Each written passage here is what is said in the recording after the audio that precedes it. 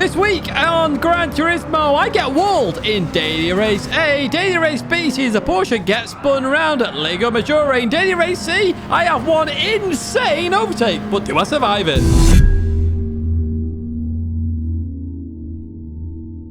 Hello everyone, and welcome back to the Gran Turismo Weekly Race Guide here in 2025, week number 11, and finally some imagination has happened at Gran Turismo, and we start with this one right here, Daytona Tri-Oval in the Plymouth Superbird. Yes, it is very interesting indeed. Now, we're doing 7 laps here. It's a rolling start, and a good rolling start I might add as well. They're really close together. Comfort soft tyres and DR and SR updates are off, I might add as well. Now, you have to pick one of the selected cars available. You can't bring your own in, so just putting that out there right now. And in terms of this one, it's not actually as straightforward as it sounds in terms of the oval as well, so it does make the race very interesting indeed. Before we get into this one, though, there are some timestamps there. If you don't like oval racing, you can jump to Daily Race B and Race C, or Race C, should I say, depending on what you would like to do, or the bloopers at the very end, as I've got the bloopers there this week, because we don't need a guide for Daily Race A. Now, in terms of this track, we've used this track twice before. The last time was 2.5 years ago, 19th of December, 2022. That is a long, long time ago, so Gran Turismo have finally realised there are other tracks out there. Strong slipstream, there is a potential of damage here as well, which does impact the race and your speed on circuit. Let's jump into this one then, and let's have a look exactly what happens, whether the big one actually happens as well. Here we are then with the first one. We got Nafe on pole position. 16 cars, so we're still going with 16 cars for Daily Race A, which is nice. And look how close this rolling start is. Well played with this one, Gran Turismo. It actually feels like a decent rolling start. Everyone's close together, allows everybody to get into the race and have 7 laps of racing. Now, we're just building up the speed at the moment as we go into the first banking of 7 times here. And you can see up ahead, we've already got some side-by-side action. Somebody already in the wall there. Briefly, they come back down onto the circuit as we come off that banking then. And we go towards the right-hand side here. We're 3 wide then on the back straight as we head towards the next one. Now, 3 wide is what I wouldn't recommend. And the only reason I was doing this was to try it out. And as we go into here, you can see here, the understeer does happen there. So don't go 3 wide. If you're on the outside, going to a banking, 3 wide, more likely you're going to go into a wall. Still some crashing going on up ahead. Booming's in the wall. We've got a German firing off towards the left-hand side, and we've got a little bit of damage here, which means we are going to be slower on the straights. Max Power has even more damage here, so we are going to try and bump draft them to get up to speed. So we advance to lap number 3 here. We have been bump drafting, and what I mean by it's a bit more difficult is there. As you can see, I understeered right behind Max Power. You've really got to turn into the banking earlier than you realise in order to not have to lift. Otherwise, you will have to lift a little bit. Now we continue on here on the back straight. Here we have Hoggy going towards the left-hand side then, looking to get the move done here. You can see how Slipstream has an impact. I still have Max Power Slipstream. Hoggy had a run, then lost the run a little bit there, but it's still on the inside, so we're going to get that Slipstream now. I'm going to go clean on by, and we're going to pull in behind here. Oh, hello. A little bit of oversteer there. That can happen in this car, I might add. So lap number 5 now, been going around the oval. We've got yellow flags up ahead. You may have seen the smoke just on the left-hand side there. They're spearing back onto the circuit there, and they've gone hard into the barrier. We'll look at that one in the bloopers to find out exactly what happened to them. We're now up into P10. You can see everybody else in the distance there on the oval. But this is a good fun race this week. It's not as straightforward as just planting your foot and hoping for the best. You literally do have to have a little bit of skill in there when you are in the pack, which is it's really nice. This race has been fully thought out. Whoever made this Daily Race A, a shout out to you at Gran Turismo, because it's good. It is a good race. Now we get on the inside here of the Russian driver. We did understeer a little bit, brought it back nicely. We go onto the banking here on the inside. We're up into P9 then. Hoggy's just on the outside line. I was hoping to try and get on the inside. Don't quite do it.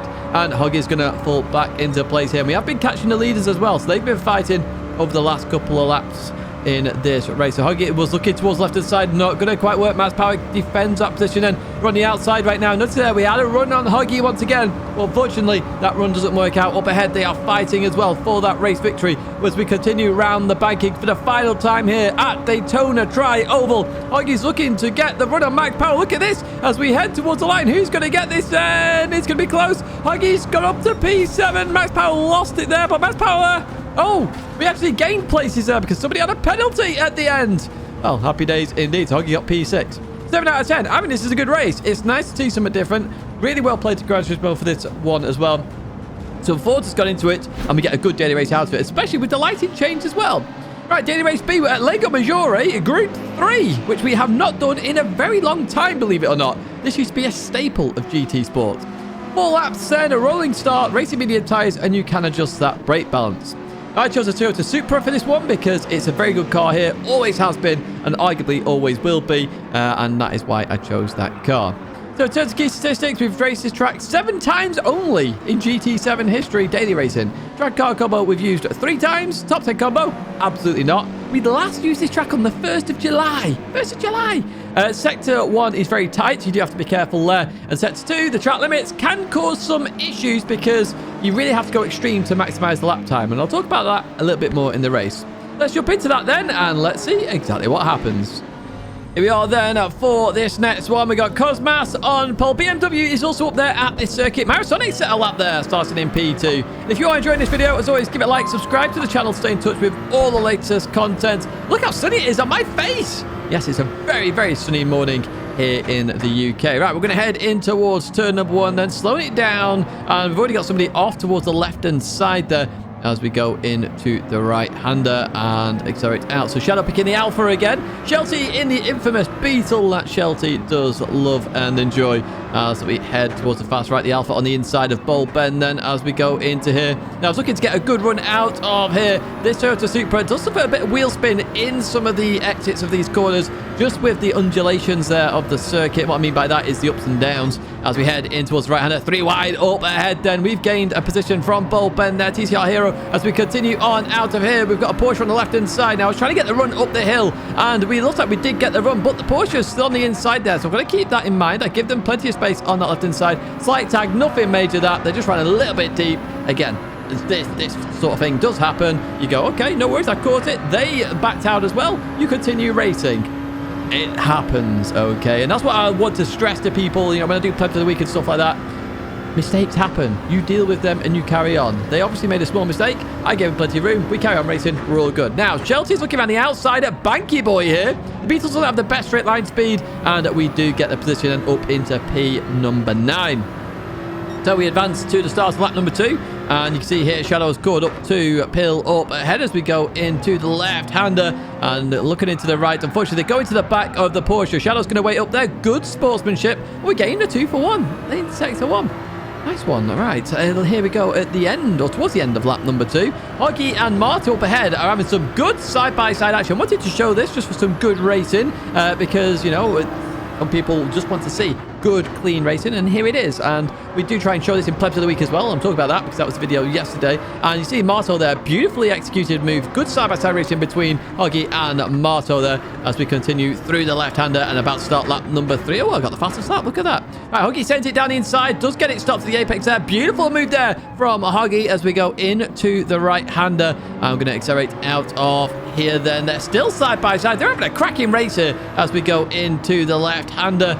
Is anybody going to send it? That's the question. No, Hoggy defends the line there. Beautiful defensive line. Marto going for the cutback. Is that going to work? Oh, it is. Oh, a bit of wheel spin there. Now we're in the fight. We're very close indeed here. So I thought, you know what? Let's make it 3 wide. Let's see how good we can make this racing. So going into this right-hander with side-by-side 3 of us. Marto backs out of it. I activate out of this corner, hoping I don't get too much wheel spin. I don't. Marto's trying to follow suit there as we continue on up here. And I'm looking to try and stay in P5 right now. Hoggy on my inside. Once again, giving some room here to Hoggy. Hoggy gives me room as well. Beautiful racing as we go through the second S here at Lago Maggiore. Continuing through the left-hander, and look at that. Unfortunately, I get a track limit penalty. It is what it is. I was off the track. And look how bright that sun is on my screen, by the way. It's a beautiful morning today. Right, so we've got a 0.5 second penalty, and I thought, you know what? I need to get ahead of Hoggy here. I need to try and gain that gap because the penalty line is on this back straight here. So I go into Banky Boy on the inside. I accelerate out of this corner, and I'm like, okay, I did cost Hoggy a bit of time there. I'm going to give Hoggy some time back by giving Hoggy the slipstream, and that's my plan here. You see there in that mirror, Hoggy is actually going to maintain position with that help, and yeah, hope you enjoyed it. Right, heading in towards turn number 1 then. The 5 for the leads there, very much on there. 4 cars involved here. As we go into this right-hander, BMW gets tagged there and unfortunately gets spun round then by the second contact with I'm Very Big Boss. Now, I actually want to give I'm Very Big Boss a shout-out here because a while ago, quite a while ago, we had an incident with them, per se, but ever since. We've actually had some good racing, and it's going to follow on here with the Italian right now. I just gave enough space there on the exit for I'm Very Big Boss. I'm going to head down towards this right-hander now, side by side. Once again, here we go. Going to go on the brakes then. We send it down the inside. We get it stopped. Very nice indeed. As we continue on now, I'm Very Big Boss is coming back up my inside there. Got to leave room. Notice how I opened up the steering there to make sure they've got room as we head towards the SSM. Once again, side by side. Beautiful racing here. We do manage to get it stopped there. Awesome stuff. P3. However, it's costing us time here. And when we try to jump Hoggy to get ahead for this penalty, it's not quite worked because we've been in some arguably good racing there as well. And we're going to have to go towards the right-hand side. That's exactly what I do right now in order to take that penalty off the racing line. Italian there using all the slipstream that is available to them. Hoggy there goes on by him. Down to P5, but you know what? I've still accelerated away from Marto further behind as we go through Banky Boy. Now we're going to accelerate out of here. We get the run on Hoggy then. As we go up here, we're going to go into the left-hander, side by side once again. Very hard to stay side by side here, though. You really need that inside line. The outside line doesn't have grip at all there. As we advance towards the end, well played, Hoggy. Well played to the Italian Very Big Boss, and well played to Marto as well. I had some awesome racing there, to be honest with you. I really did. In terms of the score, it's only got a 5.5 out of 10. This race needs to be more laps. It really, really, really does. I think if they added 2 or 3 more laps, it would have been a fantastic daily race B. It really would do. Right, in terms of the lap guide then, we've not done this in quite a while, but Lago Maggiore, turn number 1. They're there. Blue Van Man is back, ladies and gentlemen. If you're new to the channel, we've always highlighted Blue Van Man, but they're right there. Use that as a brake marker, okay? As it hits the edge of your screen, hit the brakes as you go into turn 1. If you missed the brake balance just then, it's +3, by the way, on this Toyota Supra is what I was using as we go hard on the brakes. Now, we're going to clip the inside curb, we're going to accelerate, and very quickly, we're going to go on the brakes at the end of the white painted grass on the right-hand side. So this is your brake marker. Now, I always, or try to stay in second gear for this corner. Reason being, it meant that the turbo stayed stable, the car stayed stable as well, because on the exit in this Toyota Supra, you're going to suffer some wheel spin. In fact, in any front-engine rear-wheel drive car, you will. Notice how I adjusted the throttle there slowly up to 100%.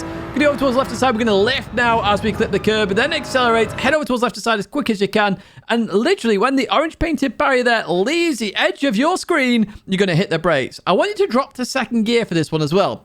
Now, you can do it just staying in third, for those that want to do that or prefer that. I found dropping to second gear, rotated the car just that little bit more, so that's why I do that. And then I'm going to short shift to third, and on the exit, notice how we go over the crest of the hill there. That can unsettle a lot of cars. So make sure you straighten up the steering as much as you can on the exit of that corner. Otherwise, you could lose the car and go all sorts of sideways. Right, that's this right-hander. Very tricky corner to get right. So the end of the concrete or the start of the drainage, either of those two boxes on the left-hand side, are your brake markers. Now, you want to turn a little bit into the corner, only a little bit, and then brake in a straight line. Remember, if you try and turn and brake 100%, it's not going to work. Notice I turned and then straight line brake, went towards the exit. I dropped to second gear to rotate the car a little bit, then short shift to third. The exit there, also very critical to get right because loads of power oversteer can happen there. We head towards the S's here at Lago Maggiore, and on the left-hand side, we've got this catch fence. The very end of it is a lovely brake marker. So as it literally just leaves the screen, I want you to hit the brakes, drop a gear, and turn in. And let the car roll a little bit as you go into this corner, okay? Notice here, I'm slowing the car down. I was looking for 95 miles an hour there on the apex. Now, this second one is a critical one to get right because you want to be as far right as possible for the left coming up. Now, you can see here, I'm just on the concrete there. The concrete is the track limits. You can go a bit further towards the right here, but you got to be careful as the curve shortens. And if you get that right, you can flat it.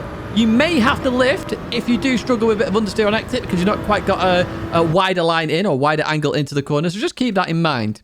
Banky Boy then, you've got the flag indicator, end of the wall, or on the right side, the billboard there that says Scarlet Line. Any of these 3 brake markers you can use. Now, I preferred braking a bit earlier, so using the flag indicator or the billboard, but you can brake later and go for more of a V shape if you prefer.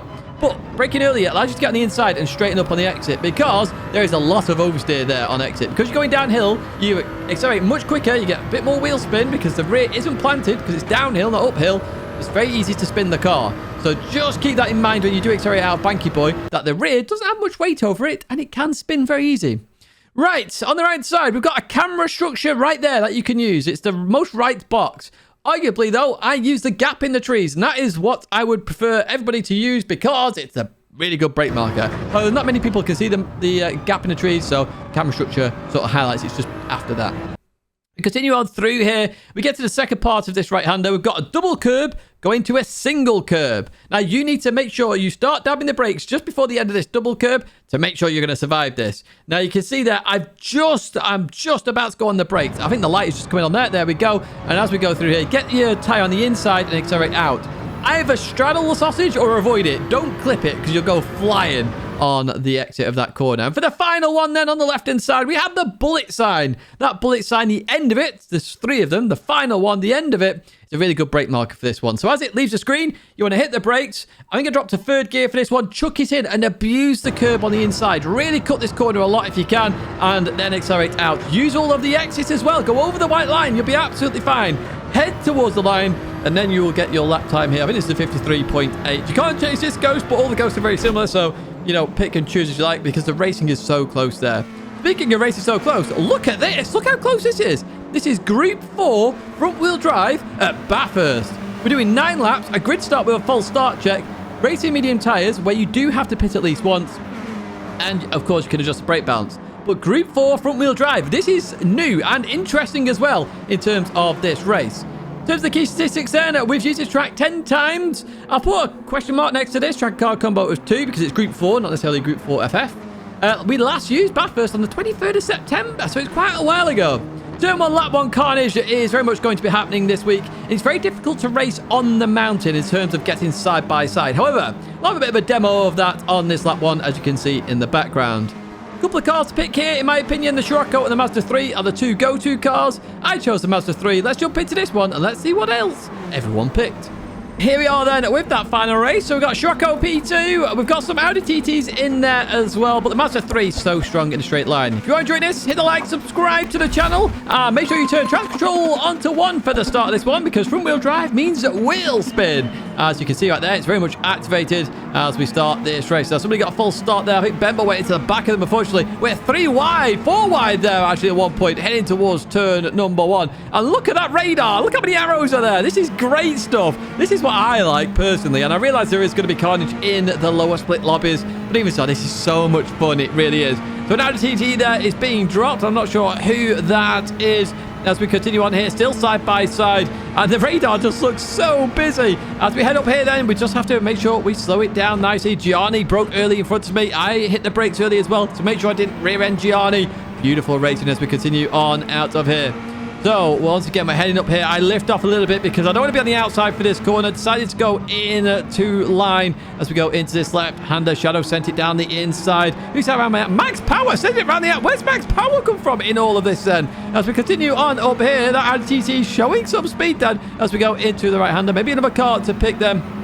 As we continue over here, oh, side by side, it's so hard to do this. It really is. And as you can see here, I've had to back out of it because there's just no chance. Really is no chance as we go into the next left then. And we fall back into line. So very close racing to start this one then. And this is where the fun does happen at the start of this one. Oh, Shadow's gone around the outside of Max Power. How did Shadow do that? That's incredible. Anyway, in towards the left we go. Then going to continue on out of here as we head down towards the Forest Elbow then.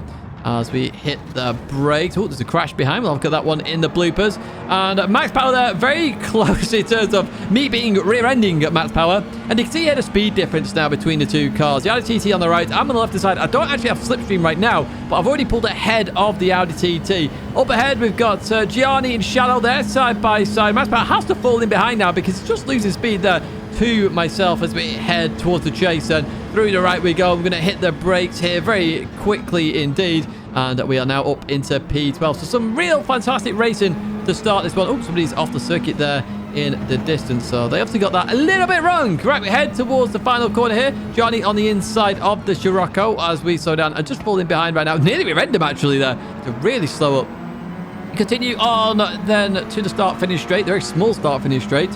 And what we're going to do is look on the inside of them. Because they went off earlier, I thought, you know what, they're going to have dirty tyres. I should be able to outbrake them. I do indeed. And we go up into P11. Now, this car has a lot of straight line speed. I mentioned it earlier on, so I can accelerate away on the straight. The Scirocco can keep up just. I think the Audi TT does struggle. Now, here we're going to bump Jaff Gianni. What I didn't see was that there was another car really close to Gianni in front. So Gianni actually hits the brakes there. And that's something that I probably need to get better at in terms of awareness there for this one. But it is like 7 a.m. in the morning when I'm racing this, so do bear with me on 6 hours sleep. I decided, though, because we're so close together here, and it is costing a lot of time, to come in the pits. Now, FF cars do struggle with tyre wear. We know this. It's an actual thing. So I'm going to come in the pits, and I'm going to change tyres at the end of lap 2. Now, some people are not going to change the tyres in this race, and this brings in a whole nother level of strategy, which I really do enjoy with this daily race. I do think this is one of the best daily races we've had in a little while, to be honest with you. It's different. We've got strategy. We've got racing in there. There's a whole load to think about, and you can do all sorts in this race and still have a good race. So, we advanced to lap number 5 there. You saw Mario Sonic come out the previous lap. We're now much closer to Mario Sonic in that Scirocco, the Sega Scirocco. Now, we are catching them very quickly here. Now, I went towards left side, but realised I wasn't really going to get far enough past them. The Scirocco is very good on the mountain itself as well in terms of handling. It's a much better handling car than the Mazda 3. So I was like, do you know what? Let's bump draft Mario Sonic all the way up the mountain. And then I'll get Mario Sonic as we go down towards the end of the lap. That was the plan, at least, as we go into this left-hander. We actually nail it very nicely as we continue on out here. Now, I have no idea who has changed tyres, who hasn't changed tyres, and what strategy people are going with. And you're going to struggle with that as well. It's going to be a very interesting one this week. Anyway, we're in the slipstream of the Scirocco now, and we're going to, incorporate my plan now. Mario Sonic whacks on the hazards. The reason for that was there was a car taking a penalty there, and I went towards the right-hand side and somehow survived. Now, we're going to look at that one in the bloopers, because when I looked at that in the replay, that is insane what happened. It's like even more insane than you realise. But even so, we are up into P9. I enjoyed that. Of course, that is going to be a short this week if you want my live reaction. It is what I use the shorts for. Now, we advance to lap number 6 here. And you can see, really, I've started to try and pull away from people. We've caught up to Tejo Boss then, otherwise known as the Law, as we continue on through here.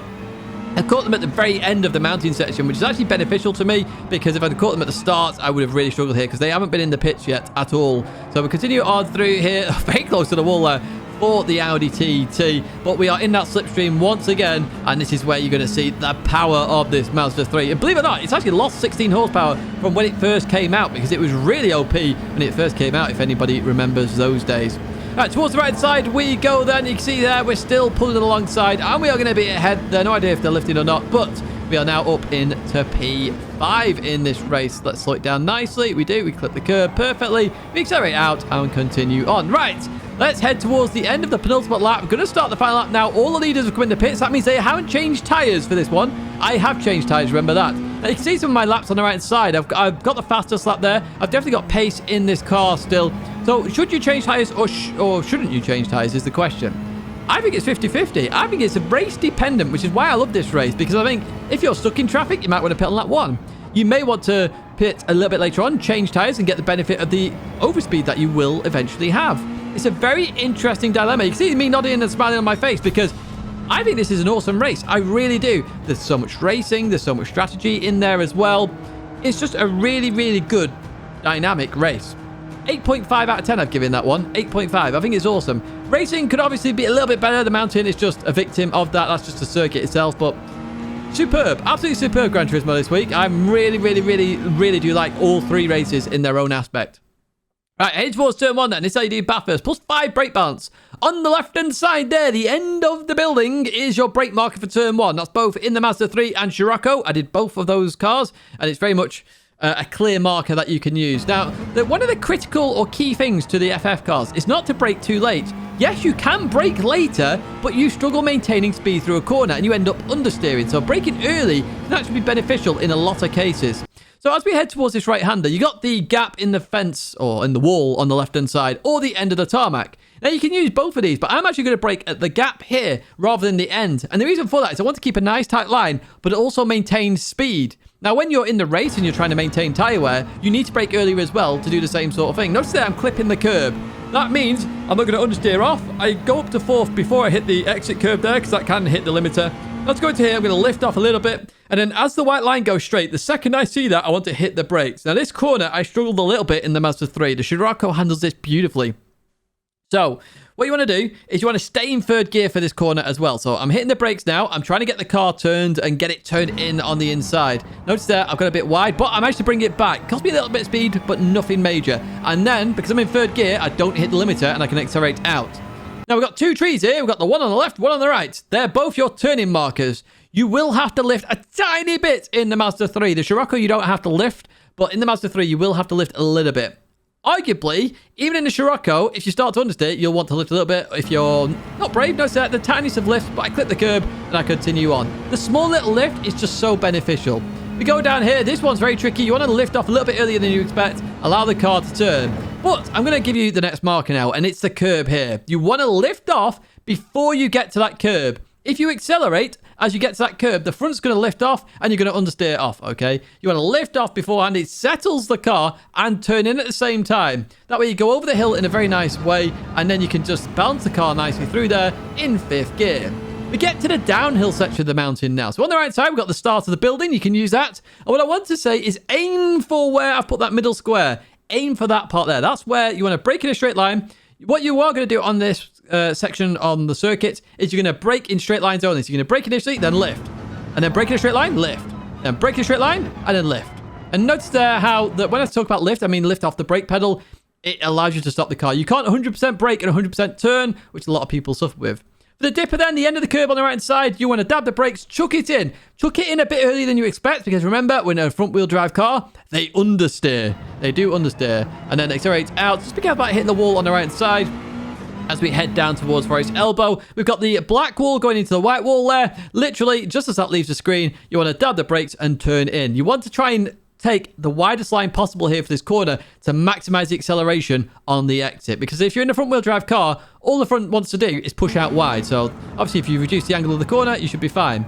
So we turn it in here, we're very close to the inside, we accelerate out, and then so close to that wall, really was close, but we can accelerate all the way now towards the chase. And as we go through this right-hander, easy flat.